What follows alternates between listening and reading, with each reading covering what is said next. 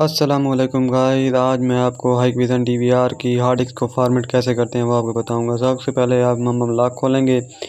Lock खोलने के बाद कॉन्फ़िगरेशन में जाएंगे। आज मैंने एक नया फंक्शन इसमें ऑन किया। ये देखें, जिस जगह भी क्लिक करना होगा वो तीर आपको बताएगा। ये देखें, इसकी रेजोल्यूशन का मसला है। पहले हम इसकी रेजोल्यूशन सेट करते हैं। ये 1920 पे गई है तो इसको 1280 आएगा। 24 पे करेंगे तो अप्लाई कर देंगे। अप्लाई करने के बाद इस तरह का ऑप्शन आएगा और यहाँ पर ओके करेंगे हम।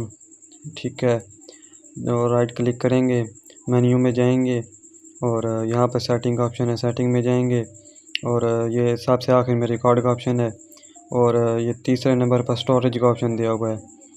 ठीक है, ये देखें, ये यहाँ पर ये स्टोरेज का ऑप्शन है।